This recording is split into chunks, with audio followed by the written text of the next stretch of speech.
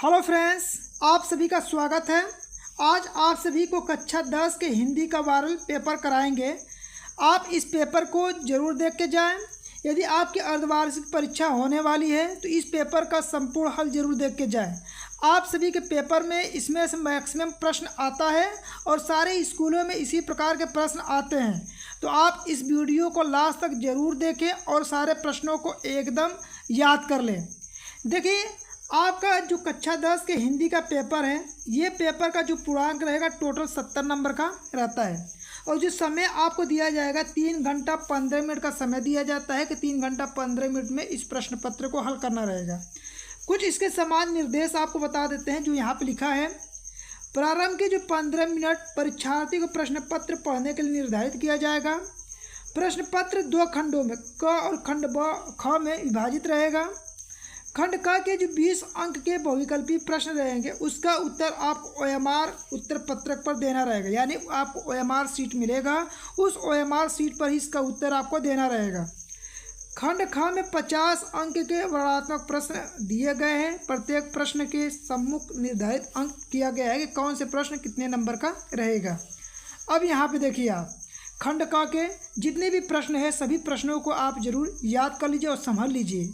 Maximum प्रश्न आपके half yearly के परीक्षा में आने वाला है। ठीक है, देखिए पहला यहाँ पे प्रश्न है कि उपन्यास भूले बिसरे चित्र के लेखक कौन है, यानी कि जो भूले बिसरे चित्र है इसके लेखक आपको बताना है। इस प्रकार से 4 ऑप्शन आपके सामने है।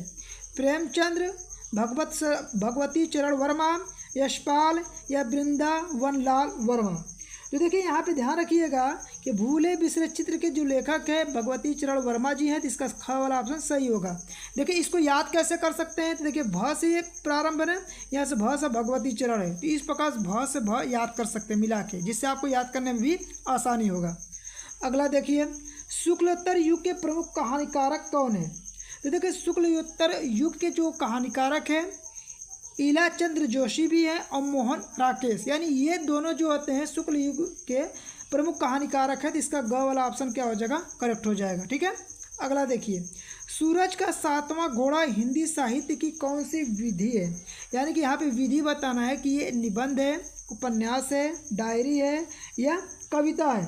तो ये देखिए सूरज का जो 7वां घोड़ा है एक उपन्यास है, तो इसका सही जवाब ख वाला ऑप्शन सही हो जाएगा। अगला, आधुनिक काल की समय अवधि मानी जाती है। तो आधुनिक काल की जो समय अवधि मानी जाती है 1843 ईस्वी से वर्तमान तक माना जाता है, इसका घ ऑप्शन सही है। देखिए बहुत बार ये प्रश्न पूछा जा चुका है, तो इस प्रश्न को जरूर आप याद रखिएगा। अगला देखिए, त्याग पत्र किस विधा की रचना है, यानी बताना है कि जो त्याग पत्र है ये किस विधा की रचना है। देखिए यहाँ पे जो त्याग पत्र एक उपन्यास है, तो इसका सही जवाब ख वाला ऑप्शन सही होगा। आप याद भी रखिएगा त्याग पत्र एक उपन्यास है। अगला, रसखान किस काल की किस शाखा के कवि है। देखिए यहाँ पे शाखा में बांटा गया है, यहाँ पे ये बताना है कि जो रसखान जी हैं किस काल की किस शाखा के कवि हैं। तो देखिए ये आपका क्या है कि रसखान जी जो थे भक्ति काल के थे, तो यहाँ पे क्या बताएंगे, ग वाला ऑप्शन सही हो जाएगा कि भक्ति काल की सगुण भक्ति शाखा के कवि थे। ठीक है, तो इस प्रकार से आप याद रख सकते हैं। अगला देखिए, 7वां नंबर, छायावादी युग के प्रमुख लेखक कौन है। तो इसमें छायावादी युग के प्रमुख लेखक के बारे में बताना है कि इसमें से छायावादी युग के प्रमुख लेखक कौन है। ऑप्शन को देखिए, यशपाल, ठीक है, वृंदावन लाल वर्मा, राम कुमार वर्मा या भारतेंदु हरिश्चंद्र। तो देखिए यहाँ पे छायावादी युग के जो प्रमुख लेखक माने जाते हैं वो है राम कुमार वर्मा, तो इसका सही जवाब ग वाला ऑप्शन क्या हो जाएगा, करेक्ट हो जाएगा। अगला, द्विवेदी युग की काल अवधि मानी जाती है। तो द्विवेदी युग की जो काल अवधि मानी जाती है 1900 से लेकर 1918 ईस्वी के बीच का जो समय होता है द्विवेदी युग की काल अवधि मानी जाती है, तो इसका ख वाला ऑप्शन करेक्ट हो जाएगा। अगला प्रश्न देखिए, अद्भुत भूत अलाप के कवि कौन है। ठीक है, अद्भुत भूत अलाप के जो कवि हैं ये कौन है ये बताना है आपको। तो महावीर प्रसाद द्विवेदी जो है ये है अद्भुत भूत अलाप कवि के लेखक हैं, जो कवि हैं वो महावीर प्रसाद द्विवेदी जी हैं। अगला प्रश्न ध्यान रखिएगा, अगला है यामा के रचयिता का नाम बताना है कि यामा किसके द्वारा लिखा गया है। तो यामा जो है आप सभी को पता है कि यामा जो लिखा गया है महादेवी वर्मा जी के द्वारा लिखा गया है, तो इसका सही वाला ऑप्शन ख वाला ऑप्शन सही हो जाएगा। अगला देखिए, विपत्ति बटावन बंधु बाहु बिनु करो भरो सो का को में रस बताना है कि इसमें रस कौन सा है। देखिए इसको पढ़िए, पढ़ने से ही आपको पता चल जाएगा कि इसमें कौन सा रस है। विपत्ति, विपत्ति मतलब क्या होता है, जब आप पे विपत आता है तो आप कैसा महसूस करते हैं, शोक में चले जाते हैं। कैसे चले जाते हैं, शोक। और शोक जो होता है किसका स्थायी भाव, करुण रस का। इसका मतलब इसका सही जवाब ग वाला ऑप्शन सही हो जाएगा। विपत्ति बटावन बंधु बाहु बिनु करो भरो सो का को, इसमें कौन सा रस है, तो करुण रस है। अगला देखिए, हृदय सिंधु में उठता स्वर्गिक ज्वार देख चंद्रानन, पंक्ति में आपको अलंकार बताना है कि इसमें कौन सा अलंकार है। हृदय सिंधु में उठता स्वर्गीय ज्वार देख चंद्रानन, पंक्ति में जो अलंकार है आपका एक उपमा अलंकार है, तो इसका सही जवाब घ वाला ऑप्शन सही हो जाएगा। आप इसे याद रखिएगा, ठीक है। चलिए अगले प्रश्न पे चलते हैं। देखिए यहाँ पे अगला प्रश्न आप ध्यान रखिए। चलिए पूरा पेपर आप देख लीजिए एक बार। देखिए यहाँ पे 13 नंबर का है। सुनत सुमंगल बैन मन प्रमोद पुलक भर, शरद सरोरु नयन तुलसी भरे स्नेह जल। इन पंक्ति के दूसरे और चौथे चरण में कितनी मात्राएं हैं, ये मात्रा आपको बताना है, ठीक है। तो यहाँ मात्रा देखिएगा। देखिए यहाँ पे क्या कहा है, दूसरा चरण। तो देखिए पहला चरण ये होता है, दूसरा चरण ये होता है, दूसरा चरण ये हुआ और चौथा चरण ये हुआ। इसमें बताना कितनी मात्राएं होती है, तो ये होता है 13 मात्राएं होती है। तो इसका सही जवाब क वाला ऑप्शन सही हो जाएगा। अध्यक्ष शब्द में प्रयुक्त उपसर्ग बताना है कि अध्यक्ष शब्द में जो उपसर्ग कौन सा है, ठीक है। तो देखिए अध्यक्ष का संधि विच्छेद करेंगे तो अधिधन अच्छ हो जाएगा। तो यहाँ पे क्या जुड़ा है स्टार्टिंग में, अधि। इसका क्या सही जवाब होगा, यहाँ पे आपका सही जवाब होगा अधि। इसका सही जवाब घ ऑप्शन सही होगा। अगला देखिए, पंचानन का समास विग्रह होगा। पंचानन मतलब होता है 5 सिरों वाला समाहार, यानी कि कौन 5 सिरों वाला था, रावण।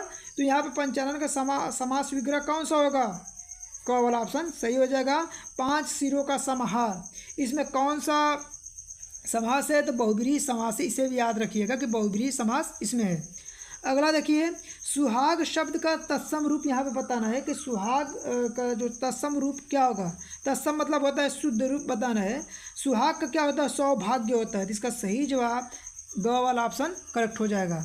अगला देखिए, युष्माभि रूप है युष्मद शब्द का, ये कौन से रूप में बताना है कि कौन सा विभक्ति होगा, कौन सा वचन होगा, ठीक है। तो देखिए यहाँ पे ये जो युष्माभि है तृतीय विभक्ति बहुवचन रूप होता है। तो इसका क वाला ऑप्शन क्या हो जाएगा, करेक्ट हो जाएगा। अगला देखिए, निम्नलिखित में मिश्र वाक्य कौन सा है। इसमें मिश्र वाक्य बताना है कि इसमें मिश्र वाक्य कौन सा है। अवनी आई और पढ़ने बैठ गई। तो इसमें देखिए अवनी आई और यहाँ पे और शब्द लिखा है, इससे 2 वाक्य मिलकर बना है। तो इसका मतलब ये मिश्र वाक्य हो जाएगा। इसका क वाला ऑप्शन क्या हो जाएगा, सही हो जाएगा, ठीक है। तो मिश्र वाक्य, साधारण वाक्य, ये पढ़ के जरूर जाइएगा, ठीक है। अगला देखिए, अध्यापक द्वारा कक्ष का जायजा लिया गया। वाक्य में प्रयुक्त वाच्य आपको बताना है कि इसमें वाच्य कौन सा है। तो अध्यापक द्वारा कक्षा का जायजा लिया गया है, तो किसके द्वारा जायजा लिया गया है, अध्यापक के द्वारा। तो इसमें किसका वाच्य कौन सा होगा, कर्तृवाच्य होगा। तो इसका सही जवाब क्या होगा आपका, क वाला ऑप्शन सही हो जाएगा। अगला देखिए, मन की कोमलता अक्सर चोट रखा जाती है में पद परिचय आपको बताना है कि इसमें कौन सा पद परिचय, मतलब भाववाचक है, स्त्रीलिंग है, क्या है, ये बताना है।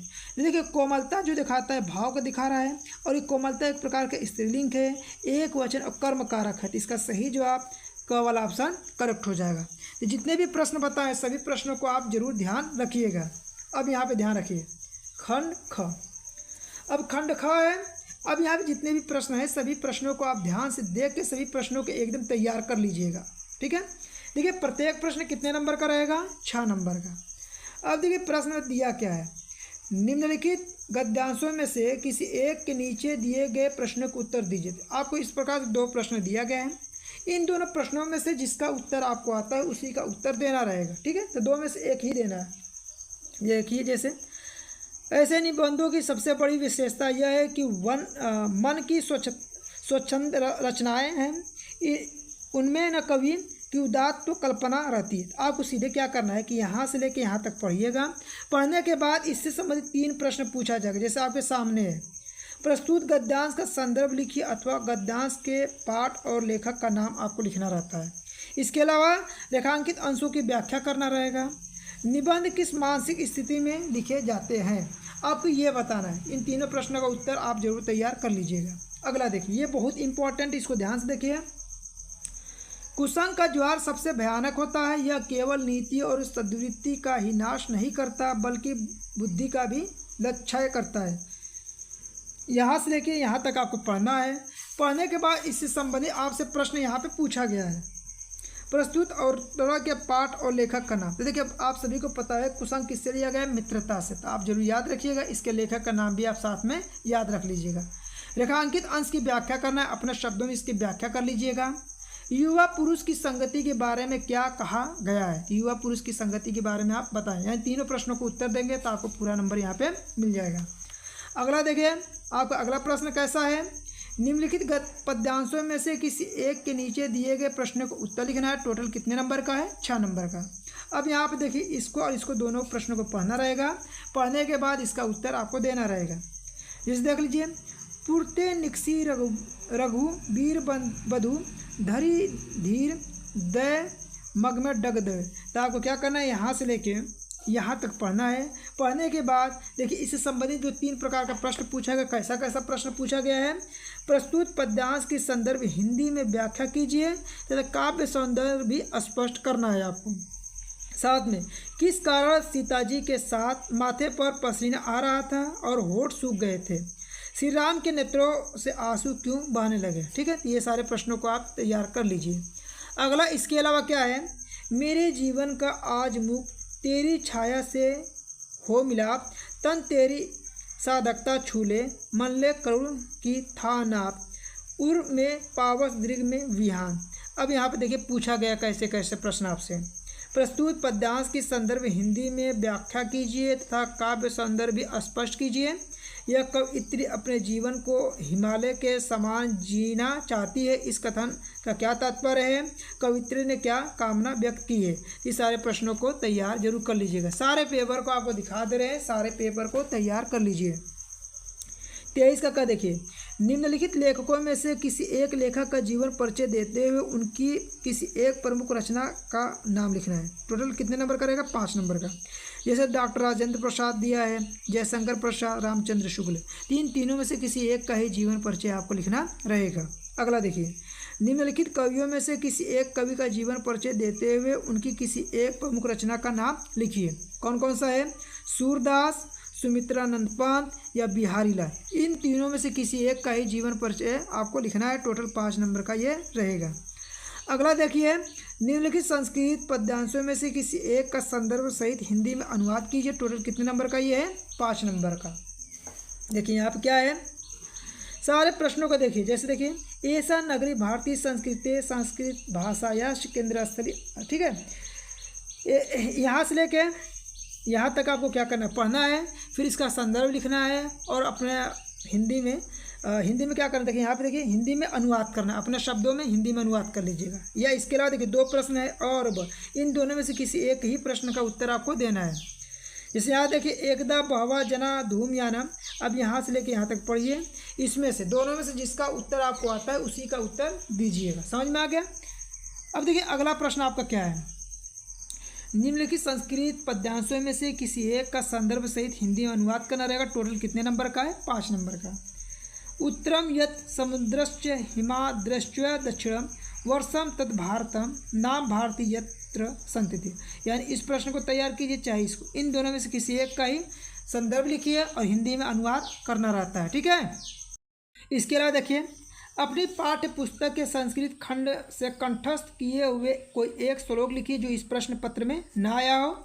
निम्नलिखित में से किन्हीं 2 प्रश्नों का उत्तर संस्कृत में देना है। जैसे वाराणसी नगरी केसा संगम स्थली, चंद्रशेखर स्वयपीतो नाम की अकथयात, पुरु राजा का आसीत, ग्रामीणान का उपासहात। इन चारों में से किसी 2 का ही उत्तर आपको संस्कृत में ही देना रहेगा। इसके अलावा देखिए, आपकी चचेरी दीदी कॉलेज में दाखिला लेना चाहती है किंतु आपके चाचा जी आगे की पढ़ाई न करवाकर उनकी शादी करवाना चाहते हैं।